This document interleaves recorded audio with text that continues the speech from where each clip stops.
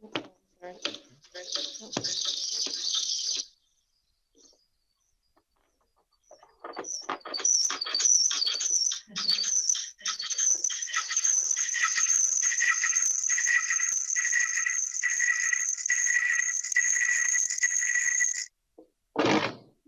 Okay, there we go. So now we can start.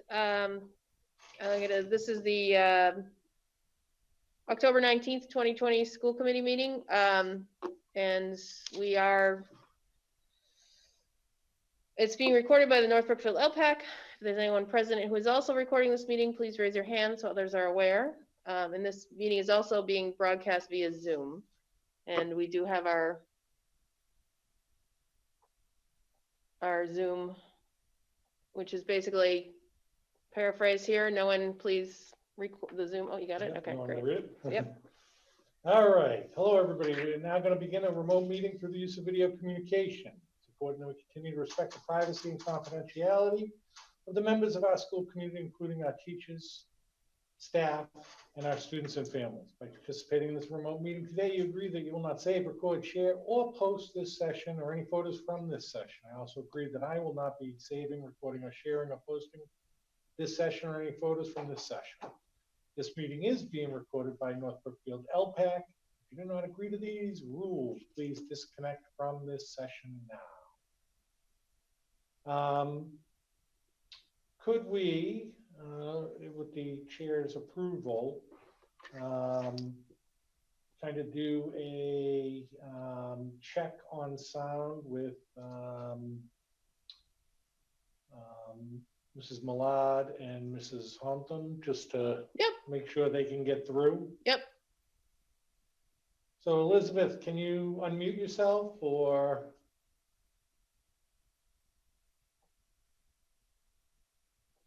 Not yet. Okay. Give me a second. I need to...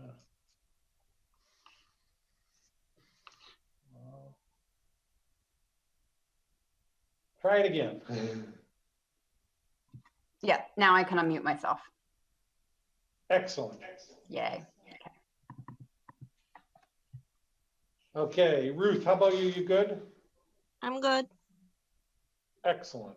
All right, great. And it's Can coming. you guys down there hear everything? And all right. It's super. coming through on the speakers. We're doing good so far, most of it. So first off, we do have some recognition, the annual John and Abigail Adams Award winners. I don't know if any of them have joined us, but certainly I hope they and their parents have had the opportunity to join us.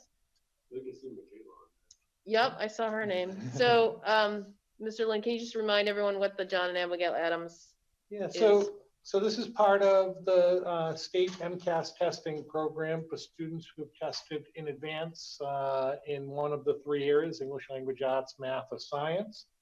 We had, I think it's 7 or 8 students here: Michaela Bokus, Paige Grushy, Isabel McGeechee, Paige Milkman, Summer Simpson, Alexia Wharton, and Cami Zalauskas. Each we received notification, and their parents will be getting, if they have not already, letters indicating that they did win this award, which makes them eligible at any state college or university eligible for tuition, free tuition. Right? It excludes things like room and board and books and fees, but it does make them eligible at state colleges and universities for tuition waiver, which is fantastic. So congratulations to those students, because number one, they not only had high scores on MCAS, but they also had to be in the top, is it 25%, Mrs. Powers, of their class?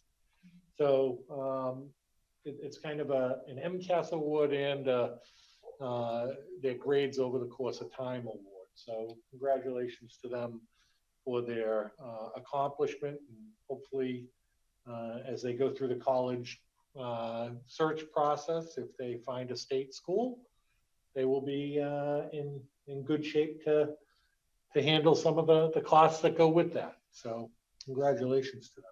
So, yep, so from the school committee, congratulations to all the students, and also to your parents and guardians. And obviously you have helped them achieve this. This is great. I do have a request. I don't know if all of them attend school in person. It would be really nice if you all would be willing to have your photo taken. We can send it off to the local newspaper. Sure, we can set something up. All right. All right, so the next item on the agenda is our student representative, and I did see her name on there, Megan. Hi, Hi, Megan, how you doing? good, how are you? Good. Okay, so student council we've been putting together like 3 things right now. We have the breast cancer walk, which is this Sunday, October 25th, and it goes from 10 to 2. We will be utilizing time slots to practice social distancing, and masks are required. You can go to NB Suco's Facebook page to register for a time slot. If you want to donate raffle baskets, they can be dropped off at the school at 9:30 on Sunday morning. 100% of the proceeds will go to breast cancer research. And the Chromebook cover fundraiser that we started 2 or 3 weeks ago, they are being distributed now. And we will be participating in Trick or Treat for canned goods. If you're willing to donate, look for posts and more information about it on Facebook or Instagram. Okay, great. So I know the PTO was planning on doing a trunk or treat scavenger hunt. Have they checked in with you guys to maybe do that? No? Okay. Okay. In unison, they're shaking their head. Okay. Well, yeah, please let everyone know about the canned good drives. And do you know where you're donating the food that you're gonna collect? Yeah, to the school food pantry. Oh, okay. So it's gonna go right here. That's awesome. Great. Yeah. So just as an aside, I'm in communication with the Board of Health and Miss Malone and Michaela Bokus, the student council president, just about the breast cancer awareness walk. We're working on making that working. We're not sure it's going to be, held the way it always has been, given some of the guidelines and restrictions that are in place. But we are working to make it work. If it can't work, then we'll look at possibly postponing or going to another. You do a virtual one, maybe? Perhaps virtual would be the other option, but I know the student council really would like to do something in person, and they have put a lot of great things in place to ensure people are safe and understand that, it is a school event, so the school committee policy of masks would be in place. But we're going to work with the Board of Health. We're meeting with them on Wednesday. I'm meeting with them on Wednesday with the administrators to go over that. I met with Miss Malone today, and we're just trying to work out the way that could happen. We're not sure if it can yet. We're just, we're going forward with plans, but we still need to finalize. So. Okay. And people can donate on the Facebook page, right? Even if they're not, they can give a donation for the, okay, great. I love the in unison. So for those of you there nodding that yes, you can donate through their Facebook page, even if you can't participate. So we do have to approve the minutes from the last meeting of September 21st. So if there's no other comments or anything from the other school committee members, we need a motion to approve them. I move to approve the meeting minutes from the last school committee meeting, which was September 21st. September 21st.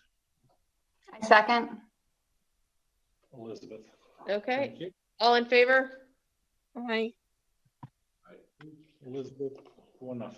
Thank you. All right. I don't believe we have any correspondence. We do not. Okay. No presentations. Nope. And so is there anyone out there in Zoom world who is there for public participation? Any? Didn't see any comments. Okay. All right. Moving on, no school committee reports, so on to financial reports. All right. So, so the town has a new, relatively new town treasurer, accountant. I forget which one Ann is, and I think accountants. accountant. Right. Yeah. So Sheila has been working with her to sort of get her up to speed on the school thing. So there's been some, you guys did some of the signing, you saw some of the transfers and Mhm. other things that went on, but and that'll be obviously reflected in the next go round in terms of the report out in November. Overall, things are on track. We are really focused on some of the expenditures related to some of the COVID and coronavirus relief grants, because some of them had time limits. For example, our coronavirus relief fund, the CDRF grant, needs to be expended by December 30th, 2020. So we are very focused on making sure whatever expenses apply to that grant, that we do that quickly, and if we need to adjust it, to make amendments to adjust accordingly. One of the areas that we're most sort of thinking about and looking at is in the area of salaries. For example, in the area of student services, we are expanding one of our speech and language pathology assistant hours for those folks to be able to meet with students and provide therapy within the allotted time, such as, you know, for a cohort A student on Monday and Tuesday only, they often run out of time. They just don't have time to do all the therapy sessions completely. So we are expanding those hours, looking at that. We're also looking at some expanded hours for some of our custodial staff, particularly on Fridays. Fridays seem to be the most challenging day, because they not only have to do a complete cleaning of the building, but also they have to do the whole disinfecting for cohort A coming in on Monday. So that's a lot in a single day. So we're looking at some expanded hours there as well. So we're trying to use those CVRF funds for what they're for, to provide relief around coronavirus needs, and these are most definitely coronavirus needs. So that's kind of the big sort of overview of what we're doing in terms of the financial reports. In terms of our, the majority of our line items in our district budget are on track. You'll see some places where we're slightly overspent, but those are very typical and usually very small. Halfway down page 1, you'll see like dues and memberships at the elementary level are spent at 148%. That's $265 more than we estimated. Elementary office supplies are overspent by 1,523%. That means it's over by $35. So it's not significant dollars. And again, these are all estimates that we made almost a year ago as to what we would need. So sometimes they do adjust a little bit. The big ones, things like salaries and some of the other expenditures on facilities are very typical and in line with where they should be. There's nothing that is, I think, hugely out of balance at this point of the school year. You know, we're, I don't know, about 20% into the school year, so, or the fiscal year. So people who work 12 months, their salary should be around 20%. And that's about where we are, 20-25%. So we're right on track with that. Some of the areas you might see higher are things like buildings. You know, obviously getting the buildings up and running for the school year. Majority of the expenses are early. So the district line items are very much on track for where they should be. In terms of our grant lines, again, these are tough because some grants come in monthly or quarterly. Some really good news, and kudos to Mr. Minucci and Mrs. Spence, who did the work on this. Our circuit breaker grant for 2020 was approved. We'll be receiving nearly $300,000 in circuit breaker this year. Just huge kudos to Mark and Melody for the work they did to get that through. And that's going to be hugely helpful. As you know, the money that we collect this year goes towards deferring the 2021-22 budget. We always try to collect whatever money and use it for the next year, so there's some cost certainty. So that will be represented. The first check should be coming in. First quarter check should be coming in very soon, which will be about $75,000. Otherwise, things are very much on track. Things like the preschool revolving account are not where they typically would be, just with the numbers being a little bit different than a typical year, less kids. So there are some things that are a little bit different, but have not had a huge impact on our overall sort of operations. Happy to answer any questions. It's pretty straightforward. Oh, one area that you might see is our lost and stolen book account. Oh, I was just gonna ask that. Yeah. So with the sort of the new initiative with the Chromebook one-to-one at the junior senior high, we are self-insuring. So we've paid for a company to insure the Chromebooks, because obviously kids are carrying them back and forth.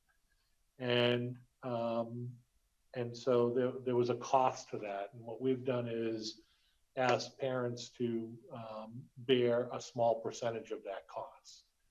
And what we were told is that those funds can go in the lost and stolen textbook account and be used in the future to help defer some of those insurance costs. So you'll see a kind of a significant increase in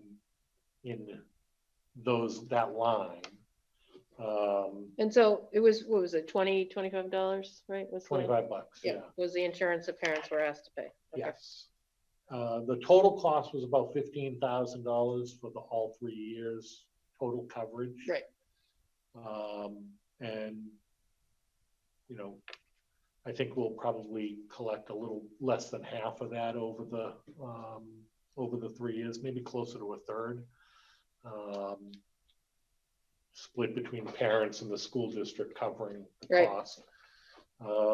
It's going to come in handy, broken screens, broken keyboards, things that aren't working correctly, left out in the rain, stepped on while it was in the backpack, that kind of thing is covered.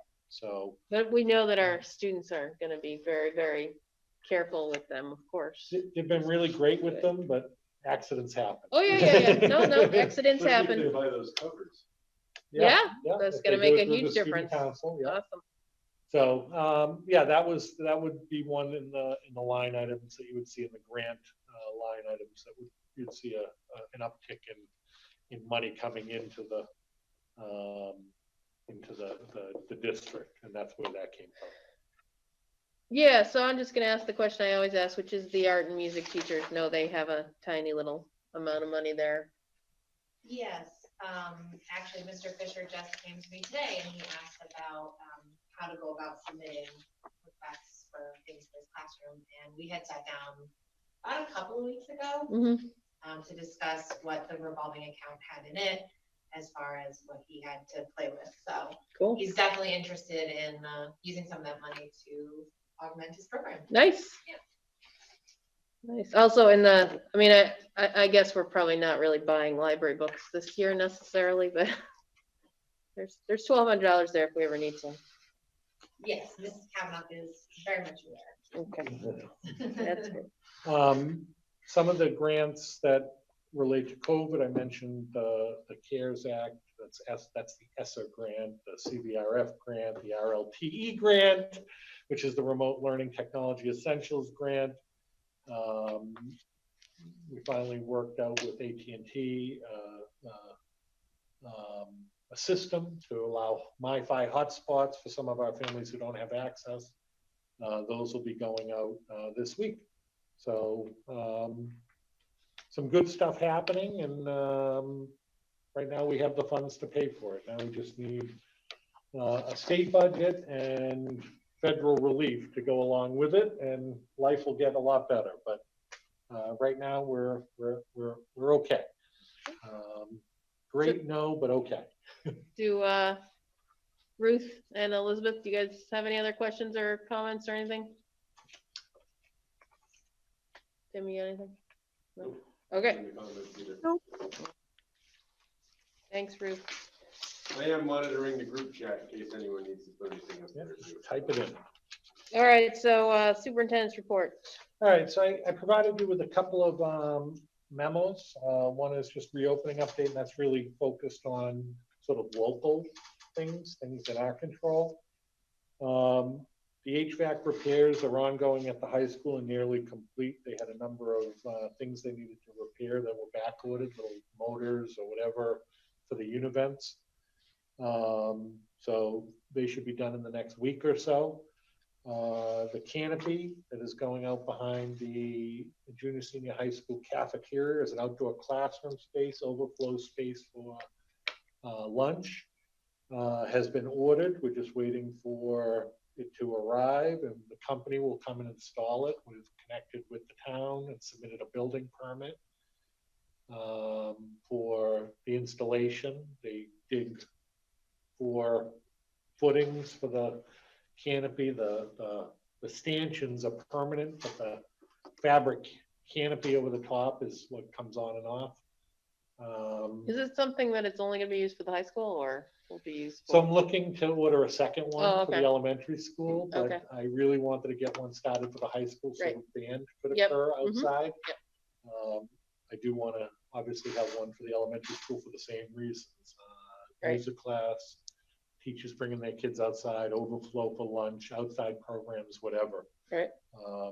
They're really going to be a nice addition to our campuses. I mentioned the You MiFi rent them out for hotspots. weddings? No, sorry. Yeah.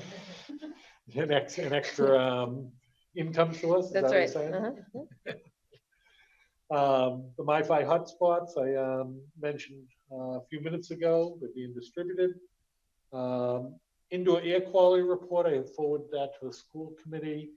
Our biggest issue really was a couple of filters that needed to be changed and the weather that occurred on September 9th. It was a little warmer and humid that day, it's about 80 degrees. So because we don't have air conditioning, we're subject to the outdoor Right. temperatures. Yep. But Is this something that we're gonna repeat again? yes, it'll Mhm. be done again. We kind of use the first one as a baseline. Sure. So now as the repairs that Yep. we've done occur, as the weather gets colder and we need to maybe close up windows a little bit more often than we did early, we'll get a better, a sense to work off of. Did they give recommendations on how often the filters need to be changed? Did they?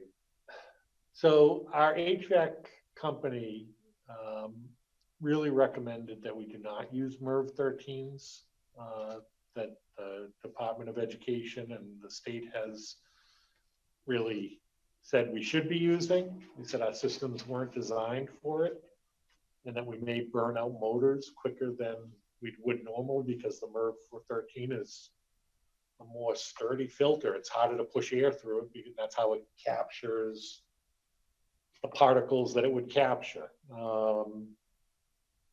So we have planned for 4 changes a year. We're still waiting for those MERV 13 filters. They should be in. We're right at the time limit now that they gave us, so they should be in. Hopefully we don't have significant delays. We're hoping, but they are. We've called regularly and we've been told they're on schedule right now. We all know how that works, though. You can call the company today and find out, well, there's a delay, and, you know, we're hoping not. So yeah, I don't know, you know, I really don't know what's gonna happen with the motors. You know, are we gonna burn out in the first 60 days, or is it gonna be 3 years, 5 years, 10 years from now? I guess it depends on, probably on the age of the motors that are in there, the last time they were changed. You know, are they ready for, and that's part of one of the pieces of the Municipal CARES Act that we're gonna put in, which is the next piece to this, is we're gonna put in for motors that can handle pushing air through the MERV 13s. So we are communicating regularly with the Board of Health. We're actually gonna meet on Wednesday, the administrative team and members of the Board of Health. We're gonna do a simulation training, and what that involves is essentially a series of made-up scenarios that could be very real, related to COVID-19, the pandemic, and it's kind of a what do we do if? What do we do if a school committee member calls me tomorrow and says they were COVID-19 positive, and you know, who needs to be called? Who's a close contact? What do we do? Who's responsible for what? And run through a series of scenarios that mimic what could happen in real life. I think it's just a good practice for us, because it's not all that clear all the time what to do. You would think it would be, but it really isn't.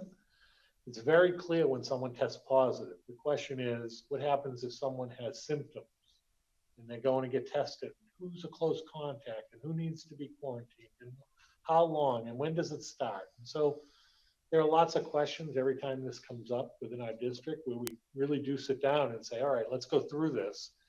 And including the Board of Health is a huge piece to that, keeping everyone safe and informed. So it should be a really, I think, valuable experience for all of us to kind of go through and gather some understanding about maybe what's to come as cold and flu season hits and we see more people getting sick. And what did you say about that? The state was looking at possibly, are they the rapid testing for schools, or is? So the state has a rapid response unit, and so if there is a quote unquote outbreak, and they haven't defined what an outbreak is, we have to call them whenever there's a case. Yep.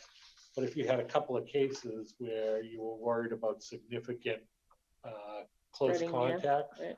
They do have a rapid response unit that can come out and assist with that. They're also working on, with I would assume the federal government, on a testing program for students and staff, like a wide area kind of testing program. Yep. Okay. So we'll see what comes of all that. And as I mentioned, the second round of Municipal CARES Act funding is due soon, and the town needs the expenditures in the coming days, as the application is due at the end of October. There's a couple of things we are looking at towards this. One is in the area of food services. If you remember last year, we essentially shut down food services and had a deficit in that account. And the first round of Municipal CARES Act funding covered that deficit. We are going to experience a deficit this year. We are not, quote unquote, selling as many lunches. I know lunch is free to anybody that wants it, but we are not, kids aren't ordering and taking a lunch as often. Number one, because we only have half the kids here on any one day. And number two, there are a lot of kids who are bringing their own lunch now, just with being extra cautious. So the federal government is reimbursing us for lunches, but only the lunches that are purchased each day or consumed each day. And that totals about 90, which is a pretty significant reduction from our sort of typical pattern. So we are going to have a deficit, and we're going to put in for that deficit in the second round of Municipal CARES Act funding. If that's approved, then everything looks great moving forward. If it's not approved, we're going to have to make some tough decisions on how to proceed, and we'll have to proceed with the school committee to make those decisions to ensure that the program's viable and we can do the right things to support everything we need to support. Right, and I mean, probably, unfortunately, we will have a deficit, but we can maybe lower that deficit if people take advantage of the fact that meals are free. So both if you are, hybrid and your kid is home part of the week, or if you have chosen remote and your child is home every day, all of the meals are free to the students, all the students. And it is worthwhile thinking about taking advantage of this, because it will it will reduce our deficit, which we probably will have one if we don't get the Municipal CARES Act funding. So it's a great thing that the federal government is covering food to make sure that everyone is getting the food that they need. So I want to make sure everyone's taking advantage of it, even if you don't think you have. Look at the menu, because there might be something that you ordinarily wouldn't have your kid purchase and buy, and there might be something that Breakfast as well. Yep, So breakfast and breakfast lunch. is available as well. So if you don't have time to eat in the morning, it will support the program, keeping it financially viable.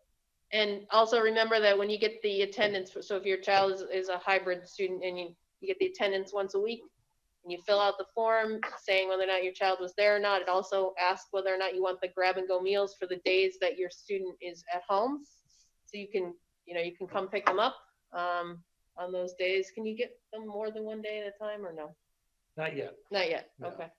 So it's a little bit of an inconvenience. I think it's great that in order to help the school lunch program, people just need to take free lunch. Yep. Yeah. That's a pretty good way to help out your school lunch program, eating free lunch. And quite frankly, they do some really good meals. I know that the turkey and gravy in my house is always a favorite. And the pizza and all sorts of stuff. So Taco Tuesday's unbelievable. Taco Tuesday, yep, can't go wrong with tacos, man. And how are, for students who are remote with the lunches, are there different options for pickup times, or what's the schedule like for that? So I believe they start picking up between 10:30 and 11:30 right here at the elementary school, whether they're elementary or high school students. It's all here at the front entrance of the elementary school. The cafeteria ladies are set up right at the table right out front. Just come on up. Students from North Brookfield Public Schools, or any student, anybody under the age of 18 who lives in North Brookfield, can get a free lunch or breakfast every day. Okay, So and it's daily pickups. I'm just wondering if there ever might be a situation where people schedules at home with their kids who are remote or whatever. I don't know. Are there options if they're not able to get there at that times, or is that something that's come up at all? It has come up. It's really hard right now to schedule delivery in terms of sort of the rules around some of that. Can't just have anybody deliver, things like that. So having availability of people to deliver is hard. We were able to do it during the summer because none of the staff were technically working. Teachers who volunteered to help. Is there any possibility of doing like a multiple, I think I had asked you this question, but multiple day pickup? We haven't done that yet, but we certainly can explore it. That might help. Yeah. Okay. And is the volunteer issue an issue around privacy, or an issue around hygiene and liability, or all of the above? Both, yeah. One is because you're handling food, certain trainings and that kind of stuff. But the other one is in terms of confidentiality of people's homes, and it does run into a little bit of that. So it's just hard being sometimes small, not having the numbers of people. Right. Able to take advantage of that, because everybody is, doing multiple jobs. But we will explore and have explored ways that we can expand and support families in need. Mhm. Is this all on the school webpage? If people go there, they can find out about pickup times and things like that? It should be. Okay. It's So underneath it's easy the, to find the information on the. there's a, website. right on the front page, there's a link for just the lunches, right? Actually, it's right there. And anybody that has a question, call one of the school offices, call the superintendent's office, and we can get you hooked up with whatever you need. You send an email, as Mrs. Tucker said, to cohort A, B, and C, so that those students, when they're remote, they can order a grab-and-go lunch. But even when they're here on campus, they can get a free lunch and breakfast. It's not just when you're remote. And then for our cohort D students, remote-only students, I send out an email to order grab-and-go, which obviously they're not here any of the days, but they can order a lunch as well. So, and a breakfast. While the weather's nice, they can pick up the food and go have a nice picnic lunch somewhere, take a little break from Outside. at-home Perfect. learning. So, yeah, it's going to be a challenge, and hopefully this second round of Municipal CARES Act covers the deficit. The deficit will be dependent on how many lunches we sell on a daily basis. I think we should have a competition. How many lunches does cohort A buy versus cohort C or B, right? All right, so we'll be sharing more about that, right? Yes. In emails and on Facebook, and Absolutely. it's on the website already. So the second memo that I included in your packet is really kind of state updates. And these come from a variety of sources, mostly the commissioner in his meetings with us, with superintendents that occur a little less regularly than they did over the summer, but we still have them every couple of weeks. As I mentioned, when we had that Thursday cancellation day after the wind and storm on that Wednesday night. The DeRoche. What's that? I'm probably saying it wrong. I think they said it was a DeRoche storm. Oh, okay. I stand corrected. But the commissioner had mentioned that this week we may see some guidance on snow days and the ability for us to have snow days without having to quote unquote make them up, as long as we had a remote learning plan for that day. So if on that day, that was a Thursday that was canceled, we would have to have a plan for cohort B and cohort C to be able to attend school virtually. So my plan is to ask Mrs. Powers and Mrs. Priestley to reconvene their school-based reentry teams that worked on all the planning to build a kind of an emergency cancellation snow day remote learning plan. And essentially teachers would log on to Zoom or Google Meet with their cohort students to continue instruction. Of course, I don't see us meeting, at the junior senior high, 6 periods, 42 minutes per period, all day on Zoom. That's not good for anybody. But to build a schedule that made sense for kids. And at the elementary school, same thing.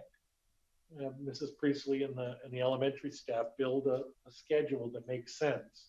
So on those snow days. Now the caveat to all this is, if there's an issue of significant power loss in the community, we cannot do a snow day that doesn't count as a cancellation. It would be a canceled day and we would have to make it up.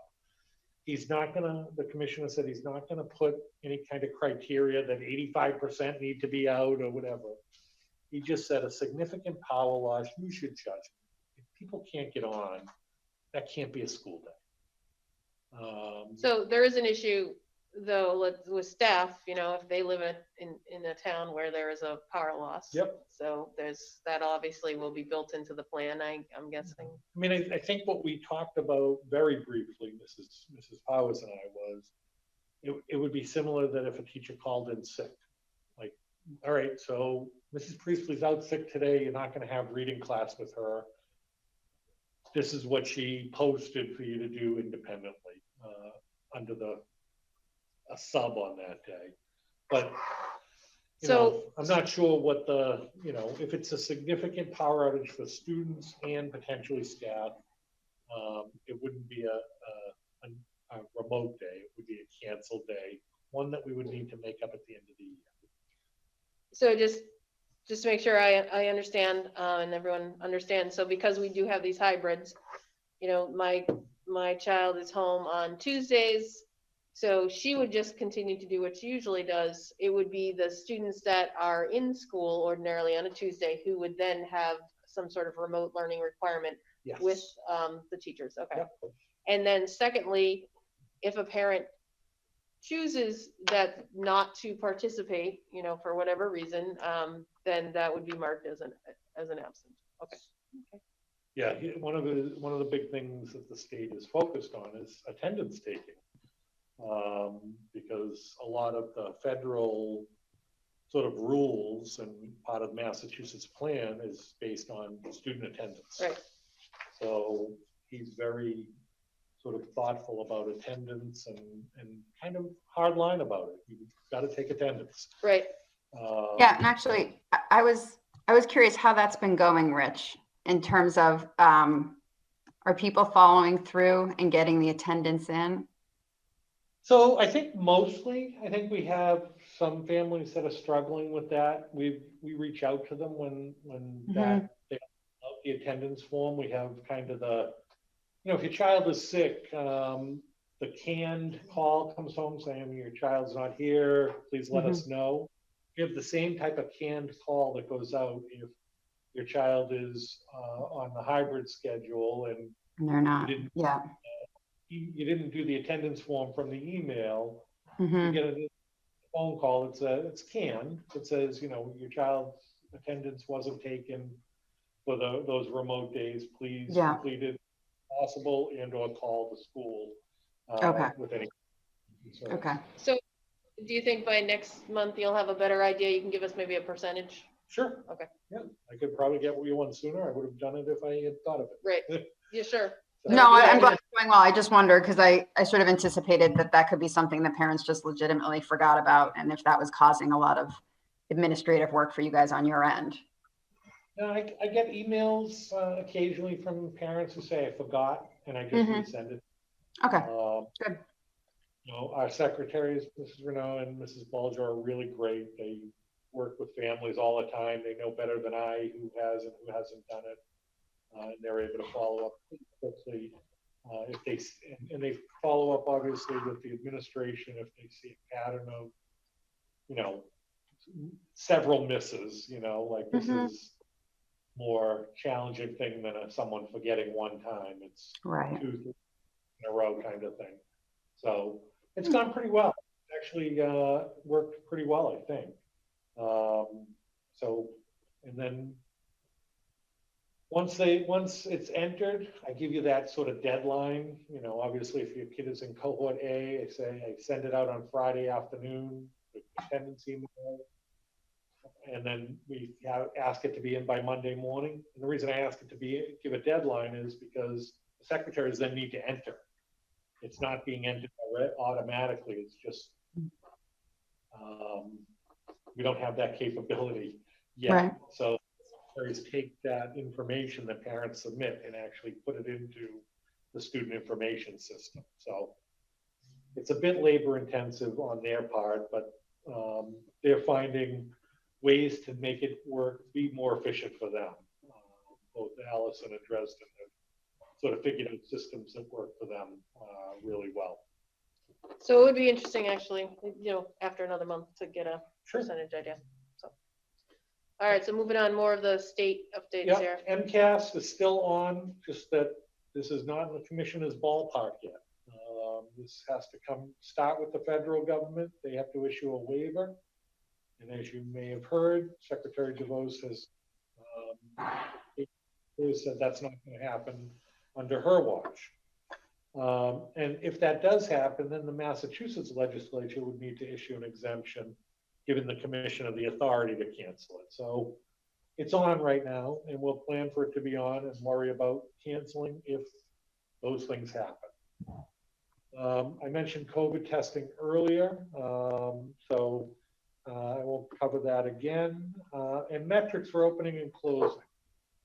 The commissioner also reported that they are working on what he called stoplight metrics. I put them in quotes for you in your packet to help districts with decision making around So this what is to do. green, yellow, red. thing? Yep. Okay.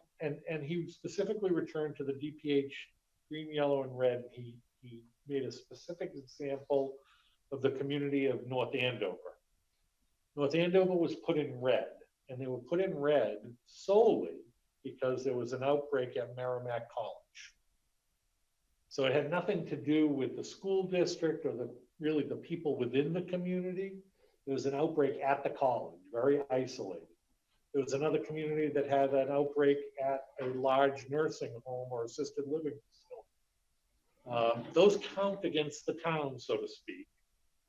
But they're working on saying, just because you're in red in those cases doesn't mean you necessarily need to close. And he's also talked a little bit about small schools like ourselves, where literally a family of 5 could get sick and affect our color.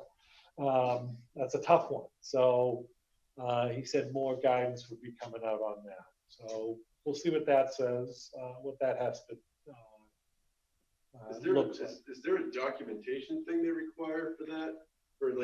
For example, Andover, you said they were in red because of Merrimack. If their schools are staying open, do they need to file something with the state or the DPH explaining why they're staying open when they're in the red? Is there some sort of a So paper trail that goes with this that? is where they get very sort of, it gets very gray, because the state has been saying all along that opening and closing of schools is a local decision. Work with your local board of health to make the decisions. This DPH red, gray, green system is there to help you make those decisions. So I think what they're trying to do is walk that line between mandating we either open or close and providing us, sort of directives without it being directive. You should close. I strongly encourage you to close if you're in red. But it's a local decision. So I'm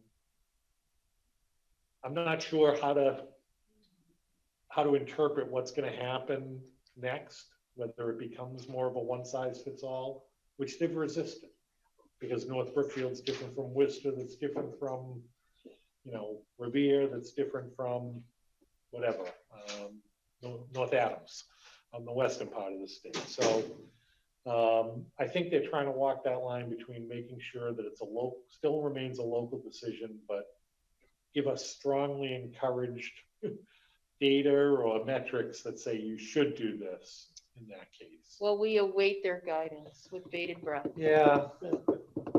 I mean, it's great to have more data, Yep, but absolutely. So we'll wait and see what they say. Yep.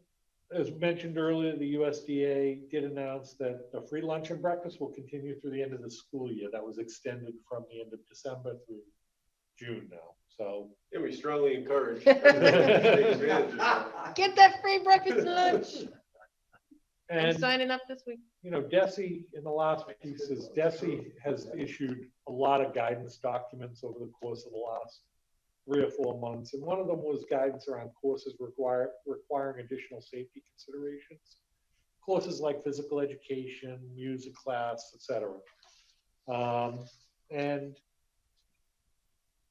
one of the things was in music, we were not allowed to have singing or playing of instruments indoors at all. That was the original guidance. And then that has changed to allow singing with masks, but instruments was still a no-no indoors. So now we are able to, the guidance has been updated to allow us to have instruments play indoor as long as we have the appropriate physical distancing space of 10 feet between individuals and instrument masks. I would call them an instrument sock that covers where the air and music is expelled from to stop any droplets from being in the air. We ordered ours today, I believe, to allow our Need band pictures. teacher to continue to play, have the kids be playing. They've been playing outside. So that's pretty good that we can keep that going because the kids are into it. Obviously, we have a band teacher who's very into it and wants the kids to play and get better, and that's the only way that's going to happen. But we wanted to do it, and the state wanted us to do it safely. So that's what we've done, and that's it. That's it. We're continuing to roll along. Several people asked me how it's going, and overall, it's going really well. It's going really well, but it's really still very different. And Mr. Minucci said something earlier today in a meeting that really struck a chord with me, and I'm going to repeat, and I'll give him credit for it. But it's mid-October, and in a normal year, we'd have the kids here for about 6 weeks, 6 or 7 weeks. And we have certain expectations of about how, the routines and things that would be set up in classrooms, where you would be in the curriculum, you'd have an understanding of what they learned last year in mid-October. And this year, we started September 10th, and now it's, 5 weeks in, and for most kids, they've been here 2 days a week. That's equivalent to about 10 school days. So in a normal year, they would have been here through a week after Labor Day. That's how much time they've been in person. So, we have to remind our staff, ourselves as educators, and our parents that kids are here twice a week, and we're going to focus as much as we can on the things that are most important. But being here twice a week is hard, and the kids know it's hard, and the staff knows it's hard. We may have to adjust some of our expectations about what kids are ready to do at certain points, compared to previous years. And that's a tough one. It is. It's a tough one to swallow. But 10 school days for kids, that's literally 2 weeks. That's enough time to learn your routines in your classroom often. So it's just, it's a tough one, but it's the reality that we're in. And again, as a district, I'm really proud of kids and staff. People are wearing masks, people are physical distancing, people are, taking care of the hygiene piece in terms of washing hands and hand sanitizer. No one is perfect. We're giving reminders and making sure that people, when kids and staff forget or take a break, to make sure they're maintaining that space. I was out at the soccer game today and saw a couple of kids and reminded them they put their mask right on. But it's not unlike if you're a parent, you have to remind your kid 1,000 times to clean his room. And as soon as you walk out, they get to doing something else. When you walk back in and say, clean your room. There's a lot of reminders, and unfortunately, that's just the nature of the beast. And we'll continue to address that. But I'm really proud of the work people have done. So going well. All right, well, we appreciate everything that all of the staff is doing, but also the kids. I'm glad to hear that the students are doing their best. So moving on to your next. Yeah, so at the July 20th school committee meeting, the school committee was presented with correspondence from former students, people who live in the community, around potentially retiring the Indian nickname and logo.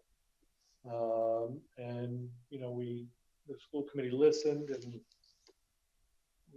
assured those folks that the school committee would follow up with this, but asked for some patience given the situation with the pandemic and trying to plan for a new school year, particularly this school year. So we wanted to check in about that process and correspondence and follow up with it tonight with the idea that moving forward over the next month, we'll be working with the student council, Mrs. Powers and I, to engage our students and our staff in a discussion about the Indian name and logo at the junior, senior high school. Our hope is to involve student leaders from student council, and they've already agreed to participate, with talking with their peers about what that means and what they feel about it. The goal right now is to get feedback on the Indian nickname and logo. The goal is not to start a process of renaming, because that won't be decided until school committee makes that decision. Really, the idea is to get feedback from stakeholders, and students and staff are important stakeholder groups. In addition, the school committee, in talking with Mrs. Tucker, we've tentatively scheduled an opportunity on at the November 16th school committee meeting, an agenda item that would address this, where members of the community could attend and speak on this topic. Anybody that can attend can submit written testimony for the school committee to consider. There will be a form that we ask people to fill out to either indicate they want to speak or to submit their written testimony. That will be due the Friday before, and that's for planning purposes. And just speaking is either remote or in person. Yep, people can be here or they can do it remotely through Zoom. There will be a form, and the form will ask them to complete that form completely. That they do have to put their name if they're in Zoom, their full name, for identification purposes, and statements, verbal statements need to be 3 minutes or less. We anticipate lots of people wanting to speak on this topic, and we want to make sure everybody has an opportunity to be heard. I think the most important thing for me is that this is an opportunity not just to speak, but also to listen. For members of our community to listen to each other, listen and communicate respectfully with each other about a topic that can be highly emotional. With some folks thinking it's really important to keep the Indian name and logo, and others thinking that it should be retired. So, you know, it will be during a school committee meeting, so the expectations will have meeting decorum that go with it. So, you know, we're really, I'm really interested, and I know the committee is really interested in gathering feedback. At that November 16th meeting, the school committee will listen to and receive all the feedback from students, from people who want to speak to it, the written feedback, and the school committee tentatively will hold a vote on November 16th as to whether to retire the Indian logo or not. Please understand, retire means not to eliminate. It means to slowly move through a process of moving away from the Indian name and logo. There is, we talked about in that July meeting, some big financial implications of, you know, removing the Indian logo if that's the vote. So it's really part of a process that will take some period of time to work through. Ms. Tucker, anything else that I missed? No, I just that I have reached out to the NIPMUC Council, and I'm waiting to hear back from them, and would be interested in having them join us. I would also, I do know some people as a history teacher in the field of early American studies. And I'm not saying necessarily that I want those people to attend because they're not from North Brookfield, but I do think it's important for people to understand that we want to get feedback, but this is an issue that is perhaps larger than people's personal emotional attachment to the mascot that they knew as youth. I'm just going to leave it at that. Sure. Yeah, I mean, I you know, personally, I mean, one of the things that I hope comes of this is that, you know, more understanding and, you know, Right. of that particular Right. topic and because it's not. And just to something have that- feedback, you know, and it's important to have community feedback, but this is not necessarily like a yay or nay vote that we're putting out to the community. Ultimately, I think there's going to be more factors that we as a committee have to consider. Yeah, but I think it's one of those things is that ultimately the decision is the school committee's decision. And, but it is something that it is, it's worth taking the time to let people share their feelings before we move on to the.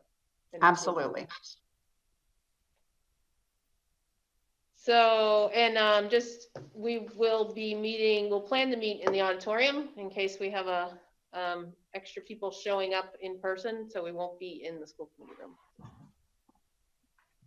All right, so November 16th, be here, be square. When you come in person, bring a mask. Oh, well, yes, obviously, and I would have thought that went without saying, but let's say it, we have a mask. It doesn't necessarily, it does not necessarily go without saying. I know it doesn't go without saying. We've had meetings in that school auditorium where people aren't wearing masks, so it needs to be said. Masks are required, and that'll be reiterated before the meeting in November anyway. So. Great. All right. Okay. Ruth, are you on there too? You got anything? Ruth? She's on. Sorry, I'm here. I don't have anything to say. Sorry. All right, that's okay. All right, my last update is around the regionalization study report. So, we finished up the first leg of our work in August. We had a regionalization study committee that met in the spring and over the summer to gather information related to possibly regionalizing and do a regionalization study. Yes. The idea was for us to work with a vendor after getting a state grant, and we had about 18 people involved in this committee, and we worked with the management solution and did a lot of great work. And we're just waiting for the final report. I had an email communication with Judy School, who was the person we connected with and worked closely with. They are finishing up their final draft. They have a lot of things going as well with the start of school. So just between getting school opened and with all the stuff going on, it's been tough to get going. But she assures me they're in the home stretch. Those are her words, not mine, of finishing up the final report. From here, once the report's received, the second phase of the regionalization task force work begins, because management solution isn't going to tell us North Brookfield should do X or Y. They're going to say North Brookfield has these strengths and these challenges, and we're going to have to decide as a regionalization study committee whether we think regionalization is the right thing. And then as a committee, as a task force, we would need to make a recommendation to the school committee on how to proceed. So that's the process from here, and it should be very soon. I will check again this week, but like I said, I emailed Judy maybe Wednesday or Thursday last week, and her response was that she's in the home stretch, quote unquote. So I'm hoping to be able to communicate with the task force and let them know that we have a draft report and that we're going to be finalizing that and moving towards picking up our meetings again to discuss where we go from here in terms of what the report entails and what a recommendation should look like. All right, should be interesting to read. Mr. Minucci actually just reminded me of something, a recognition that thank you, Mark, for reminding me. So just this past weekend, Diane Nichols, who was the director of the senior center in North Brookfield, and before that, she actually was, and I'm going to get it wrong, but it's the early education group that ran and still runs, I guess, the play group for kids. She did that here in North Brookfield for other area in this region. And really sadly, she passed away this past weekend, and she had been fighting cancer for not very long, maybe about 6 months or so. She really was a really, really wonderful person who was really great at connecting generations, and that was something I think that she really loved to try to do. And I know that North Brookfield is, we're at a loss now that she is gone, and she's not someone who will be easily replaced. So just remembrance of her and all that she had done, not only for the senior center, but also here at the school. And I remember, when my daughter was in kindergarten or maybe fourth grade, preschool, doing, story walks and events for the kids here. So really, really lovely, lovely lady. And we're going to miss her a lot. So I don't know if anyone else had any. Yeah, this is my 4th year here, and Diane had been nothing but wonderful to me from the day I arrived, always inviting us to various events at the senior center, always looking for ways to connect the schools with the senior center. Just a fabulous lady, and really fun and easy to talk to. Great background, great stories about her life, and from England, and just very, very knowledgeable lady about supporting the seniors, and just a wonderful lady. Anyway, so we will not forget you, Diane. So, all right, moving on to the admin reports here. Mrs. Powers. Thank you. So the first thing, just wanted to highlight our fall parent-teacher conferences that happened last week on Wednesday night. We had virtual conferences via Zoom. They went off very well. There's a couple of tech hiccups right at the beginning, but we squashed those quickly. And everyone was able to get on. We had 290 appointments, and not all parents were able to make meetings with the core academic teachers.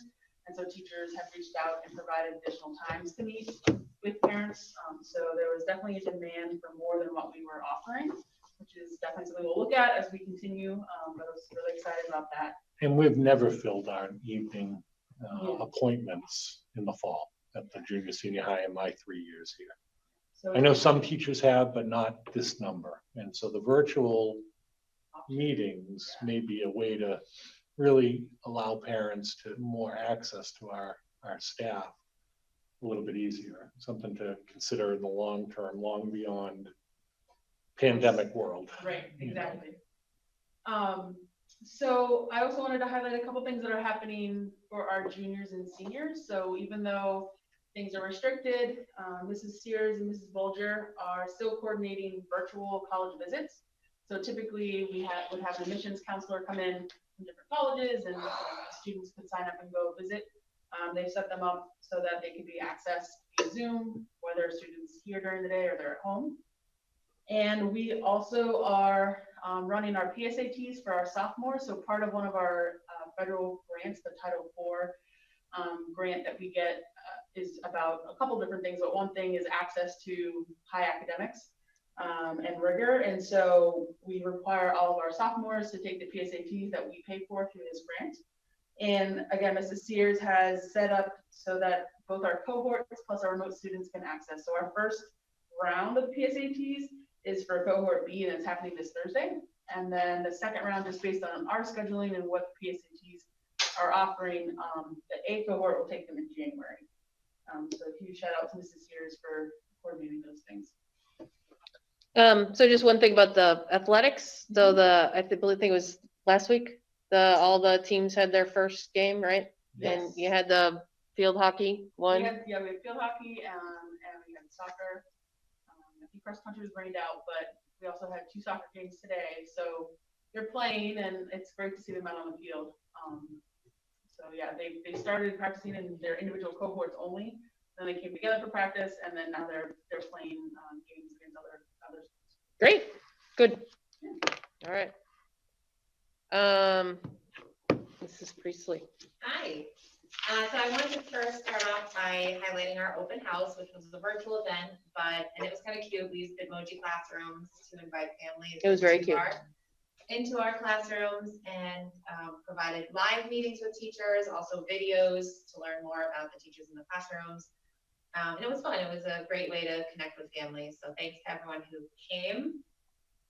We also, I wanted to highlight the pedestrian safety course. So we're really starting to take advantage of the Safe Routes to School program, which is offered through the Mass DOT. So Rachel was our rep, and she came out and presented to grades 2 and 3 outside along the bus lane where the crosswalk is, so they could practice crossing the road, practice sidewalk safety. And then she did a little bit in the parking lot where the students would watch her, how you would walk in a parking lot. It was fun. We used Mr. Lynn's truck as her model car to walk around. And that was a really great experience. The kids really enjoyed that. And then of course we got our banner, which we are hoping to hang outside, our nice big vinyl banner for our Exemplary Literacy Program Award, which is really exciting. The last big thing, and I sent out an email this morning to families that we had mailed home through US Post Office mail, the remote learning updates. So those will come in an envelope sometime either today or tomorrow. I'm sure families Got 'em will get today. them very soon. And it just gives a little bit of an update about the students' remote learning, which is a critical component this year, different than in other years, and certainly more robust than it was in the spring. It's very important to help support families with the students' remote learning so that they can be successful, whether they're hybrid or remote only. So we really wanted to reach out to families regarding that.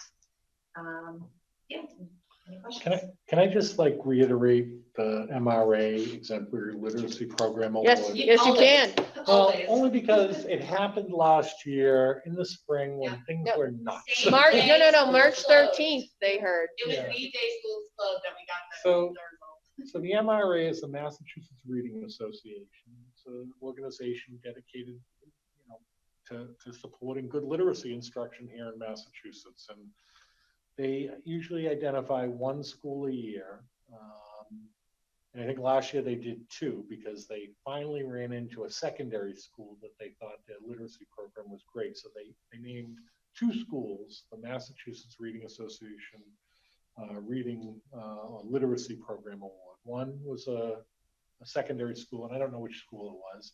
And the other was our elementary school. We don't care, because we won. North Brookfield Elementary School reading program was nominated, and they had a visiting team come out, and they checked out what we do, how we do it, and there's a whole list of criteria that judges really looked at. Reading, people who are in the field, educators in reading and literacy, and said, they're the best in the state of this. And they had a lot of applicants at the elementary level. And that's pretty darn good. And also, I should mention that we were nominated by a parent of a student. So Sure. she's currently, the student is currently in 3rd grade, but Mrs. Omasta is herself a teacher, and at one point had been a ELA teacher, but and she nominated the school. So it's just really exciting for like that hard work that I know the teachers and the staff put in over the last 4 years that I've been here, but I know it started just before I got here, a year before I got here. 2 years.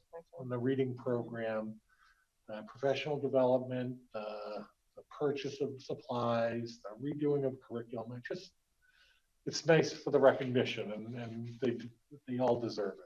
Amazing Yes, work. it's truly a team effort to bring the program to where it is today. Yeah, I just have to jump in and say, because I watched it all from the beginning.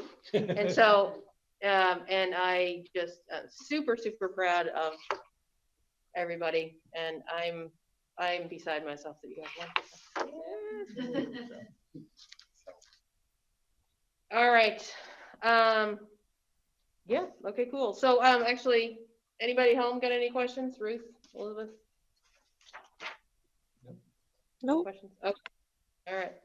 Mr. Minucci. Thank you. So I just have a couple things that I want to highlight.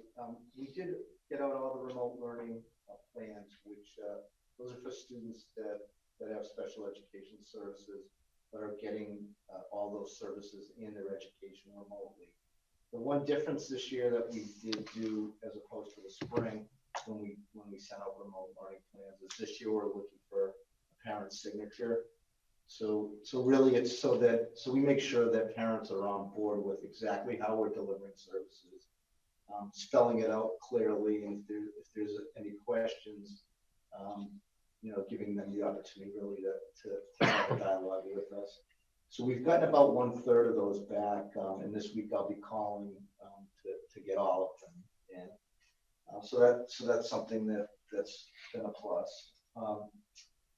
Circuit breaker, Rich already mentioned, but we are particularly proud of the fact that we did well with the monies on circuit breaker. So I want to highlight that again.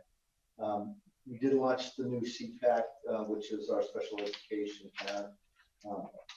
activist group, which advocacy council, I should say, which allows parents the opportunity to have a say in how what we do in special education and how we enact it. The last thing that I'll kind of highlight is that we are looking forward to moving forward with unified basketball, which I've talked about a number of times, but they are looking to have a season that'll start in February, and we're hoping to participate. We have been awarded a grant, so I think from a financial standpoint, we're able to do it. And I obviously have other things on the report, but those are kind of the highlights. So, understandable that you can't do the walk, run, roll against bullying this year. Is there any way you could just have? So we are doing a virtual day on it, right, on Thursday, but it's hard to coordinate. The big thing is we rely on corporate sponsors, and they're suffering right now. And the ones that generally come to the table for us already have for a bunch of the remote stuff. So it's one of those things where we didn't feel we could go to the well this year. But next year we're looking forward to doing it again, and we are going to do a virtual this year. So yeah, I just the orange shirts and stuff like that. I mean, is that something that there's one day that's I want to say it's like the end of October. Right, it's at the end of October. Right. So we didn't plan that. We did plan a virtual day. Unity Day. Unity Day, right. Okay. Yeah. So is this week, or is it? Unity Day is Wednesday, so we're celebrating it on Thursday, since that's when we'll see our students. Okay. That should be going home in an email, the flyer tomorrow. Okay, but it's not this week. It is this week. Okay. Yeah. End of October, correct the funds. Okay. Just a suggestion. Sure. When you have those kind of things, I know you. And it did really. Yeah. I just got an email about it today, Okay. so. Yeah. Okay. I mean, not to make excuses, but it is kind of going back to what. I mean, it has been a strange year. No. And also that things are going by a lot more rapidly. The dates seem to be flying by, but yeah. All right. Cool. All right. Back to Mrs. Powers again now. Thank you. So I wanted to highlight our first day and a half, but we only had a day because we lost a half day last week for the power outage of our professional development. So starting off in our PD pod. So this is a program we've started. This is starting our 3rd year of it.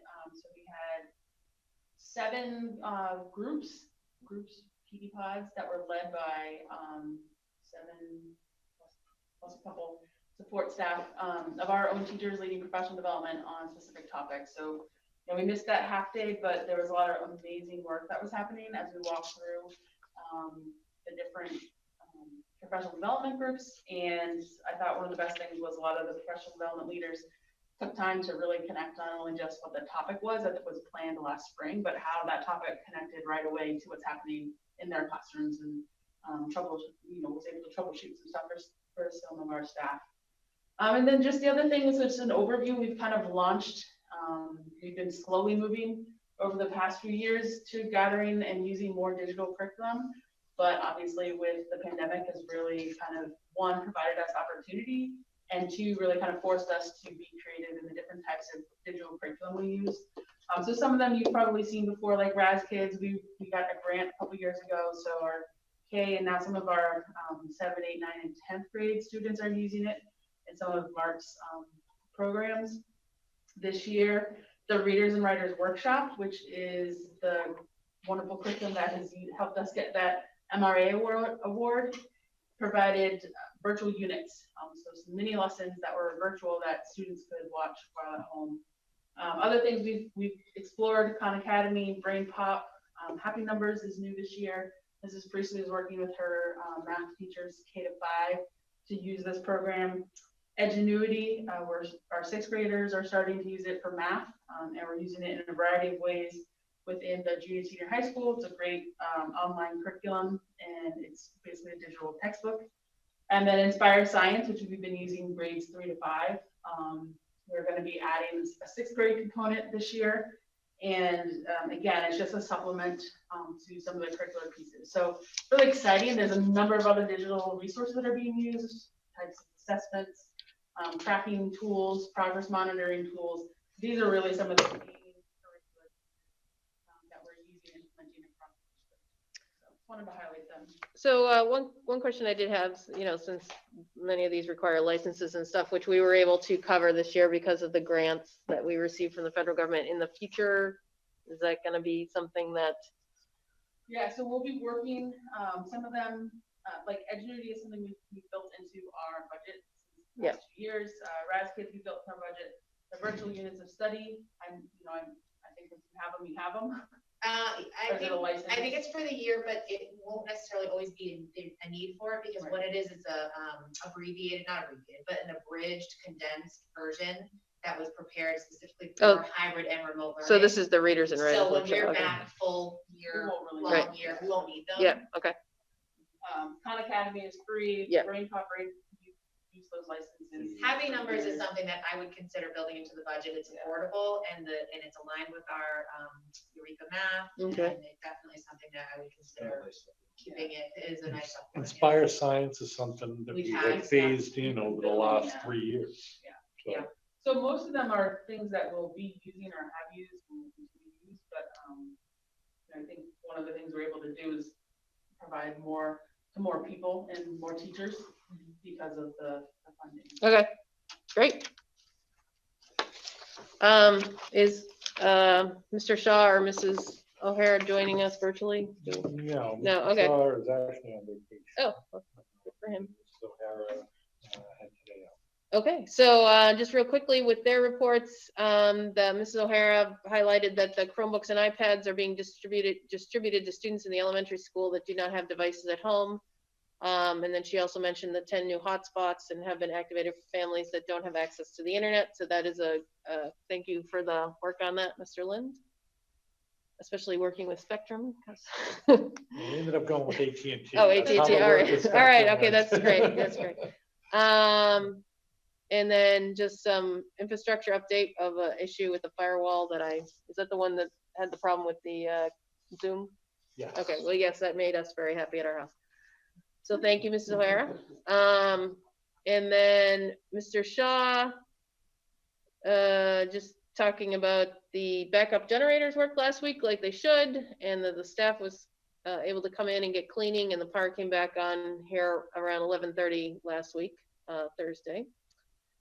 And they've been preparing the athletic fields for use, and thankfully we have some rain. He also mentions the repairs to the HVAC systems at the high school. And some, let's see. So some deferred maintenance that needs to be dealt with because of the HVAC system. So he's been working with a water treatment vendor, and we'll have quotes from multiple companies as required.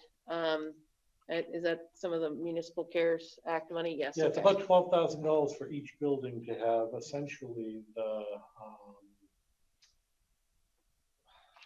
whatever it's called, the antifreeze. It'd be like for your car, to keep your car from freezing and lines all freezing. Well, our heating system needs that. So we have to put about $24,000 in antifreeze into our HVAC units to keep it from freezing. Okay. And so overheating. Okay. It does both. Okay. So anyway, so that's something that hopefully will be covered. And I believe it will be. Okay. And then, as always, he wants to thank his staff for their hard work and commitment to making the school as clean and safe as possible, and from us as well. Thank you very much to the maintenance staff. And moving on, we have one policy to look at: graduation requirements. Yeah, so we in the last meeting, we introduced this and the policy subcommittee met and put forward, let's see if I can track it down and put it up there for everybody, because the policy that you got in your meeting packets, we adjusted slightly. Open 12,000 folders to find it.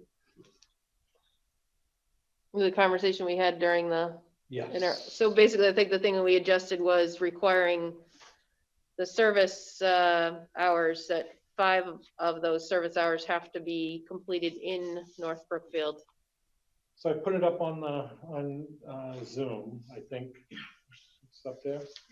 So essentially, we've adjusted some of the course requirements, but the key, or the biggest change would be what I'm highlighting. Can you see that change as well? Okay. Students must also complete a minimum of 5 hours out of the 30 total hours they need to complete in community service through a town and North Brookfield organization or group and approved by the junior senior high guidance council. This was brought up by Mrs. Maggio last time, that she just felt like some of the community service should be served locally somehow and support our town, our community in some way locally. And the policy subcommittee agreed with that. So this language was added on top of what was in the original packet. The rest is the same. Mrs. Maggio also thinks they should have t-shirts. So maybe next year. Maybe next year, We yeah. can have t-shirts made at the high school. All right. All right, so So that's a first reading. Yep. And if there's any questions or comments from the rest of the committee, we can discuss those before the next meeting in November, where we'll have a second reading. forward those to either Maria, Tim, or myself. They are part of the policy subcommittee. And we have 2 donations to recognize and approve. The first one is pretty basic, which is not basic, very, but let's say it's not unusual that the Sports Booster Club purchased new field hockey goalie equipment. And as always, their wonderful work, $2,200. I was curious about the second one, which was it's a book for each library. Is that right? Yeah, so it's kind of a resource book. It had a lot of different resources in it. On India. Yep. It's called India Unveiled. It was sponsored by the Sheth Family Foundation. It came and was free of charge, and we put it in our library, passed them on to our librarian, Mr. Rigney, who reviewed them and thought they were great additions to both libraries. And this is something that I believe that this foundation is donating to across the country. Many schools across the country. Okay. All right. Does anyone have any questions about that or about the field hockey donation? Ruth and Elizabeth, any questions? Nope. Okay, so we need a motion to approve these 2 donations. I move to approve these 2 donations of the India Unveiled books and the field hockey goalie equipment, especially since she already has it. Yeah, there's a nice picture of her in black and white that we'll put on Facebook. There's a nice color picture. I second. All right, all in favor? Aye.